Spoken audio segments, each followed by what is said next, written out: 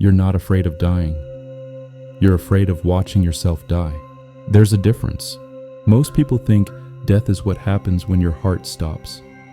That's not death. That's just biology catching up to what consciousness has already begun.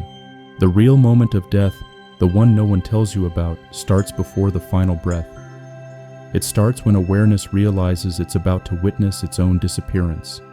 And here's what they don't want you to know. In those final seconds, you become more conscious than you've ever been in your entire life. You've been taught to think of death as an ending, a shutdown, lights out. But that's your ego talking.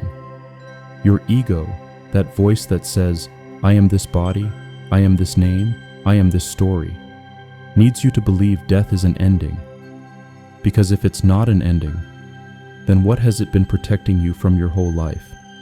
The truth is this. You've been dying in slow motion since the day you were born. Every cell replaced. Every thought dissolved. Every version of you from 10 years ago is already gone. So who's been watching all of that change? Death doesn't happen to consciousness. Death happens in front of consciousness. And in those final seconds, when the body can no longer distract you, when the mind can no longer generate its next worry or plan or identity, you finally meet the one who's been here all along. The witness. Scientists who study near-death experiences keep finding the same pattern. Time doesn't work the way it's supposed to. People clinically dead for minutes report experiencing what feels like hours, days, lifetimes, their brain activity flatlining while they describe vast landscapes of memory, revelation, reunion. But here's what the research misses. This isn't a hallucination. This is time revealing its true nature. Linear time, past, present, future, is a construction, a tool your brain uses to navigate physical reality. But in those final seconds, when the brain begins shutting down its survival programs, the illusion drops. And what you discover is that every moment you've ever lived is still happening. Not as memory, as now, your childhood bedroom, the first time you fell in love, the moment you laughed so hard you couldn't breathe. They're not gone. They're not back there in some unreachable past. They're here, collapsed into this eternal present. And you've been standing in the middle of all of it your entire life, just too distracted to notice. Death is when the distraction ends. I once sat with a woman in her final hours. Hospice. Cancer had taken everything but her eyes. She couldn't speak anymore, but she kept looking at the corner of the room. Not like she was seeing something that wasn't there. Like she was seeing something that had always been there. And the rest of us were just blind to it. Her daughter asked me, "What's she looking at?" And before I could answer, the dying woman turned her head, slowly, with enormous effort, and looked directly at her daughter. And in that look was something I'll never forget. It wasn't fear, it wasn't pain, it was recognition. Like she was seeing her daughter for the first time, seeing through the role of daughter, through the name, through the story, seeing the awareness itself. The same awareness looking out of her own eyes. She died 20 minutes later. But in that moment, I understood. She wasn't leaving. She was arriving. Now bring this into your body right now. You think you're reading these words, processing information, staying at a safe intellectual distance. But what if I told you that the same consciousness that will watch you die is watching you right now? It's already here. It's what's reading. It's what's aware of the thoughts commenting on these words. It's what remains when you stop thinking for just 1 second and notice the space behind your eyes. That's not you in the way you think of yourself. That's the witness. the deathless one, the part of you that has never been born and will never die because it exists outside of time. Your ego hates this, because if that's true, then what is the ego? The ego is the last defense, the final story. It's what the mind creates to convince you that you are the thinker, the doer, the liver of this life. But in the final seconds, when the body releases and the mind goes quiet, the ego performs its last act. It tries to crystallize itself into memory. Remember me, it whispers. Tell my story. Don't let me disappear. And consciousness, infinite, vast, untouchable, watches this with profound compassion, because it knows something the ego doesn't. There's a secret buried in your body. Your cells know how to die. They've been doing it your whole life. Apoptosis, the programmed death that makes room for new life. They surrender without resistance. They don't cling. They don't negotiate. They just release. But your mind? Your mind has spent decades building walls against this wisdom.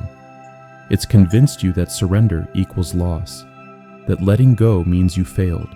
So here's the question no one's asking. What if your body has been trying to teach your mind how to die consciously this entire time? What if every moment of letting go, every breakup, every loss, every time you released control was a rehearsal? In the final seconds, there's a sound that isn't a sound, a light that isn't light. People who've returned from the edge describe it differently. A tunnel, a presence, a homecoming. But they all say the same thing underneath the words, I remembered. Not facts, not information, not the story of their life. They remembered being, just being, without the need to become, without the fear of ending, without the desperate clinging to identity, pure, witnessing, awareness. And here's what breaks the heart open, that awareness has been here all along. You've just been too busy being you to notice it. So here it is, the truth that reframes everything. You are not going to die because you were never born. The body will die. The personality will dissolve. The story will end. But the awareness that's reading these words right now, that has no beginning and no end, it's watching the body age. It watched you learn to walk. It will watch the final breath, and it will remain untouched, exactly as it is in this moment. Death isn't the end of consciousness. Death is consciousness finally meeting itself without distraction. And if that's true, if the witness is deathless, then what does that make this life? Not a race to avoid death, not a desperate scramble to matter before you disappear. It makes life a theater, a play of forms in which consciousness gets to experience itself through limitation, through time, through the beautiful tragedy of being human. You're not here to survive, you're here to witness.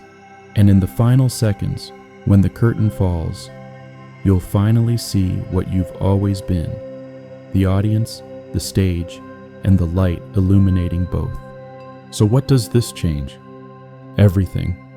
If you're the deathless witness, then fear is just another object appearing in awareness. It's not you. You're what's watching the fear. If you're already dead in the sense that the small self is an illusion, then what's there to protect? What's there to defend? You can live with your hands open. You can love without the need to possess. You can create without the fear of being forgotten, because you're not trying to leave a mark on eternity. You are eternity, temporarily pretending to be a person. And when the final seconds come, and they will come for all of us, you won't be afraid. You'll recognize it, the way you recognize an old friend, the way you recognize home. You'll watch the body release. You'll watch the mind go quiet. And you'll remain, witnessing, aware, untouched by death because you were never touched by birth. I know this isn't easy to hear, It shouldn't be. Truth that actually transforms you never is. But here's what I want you to sit with.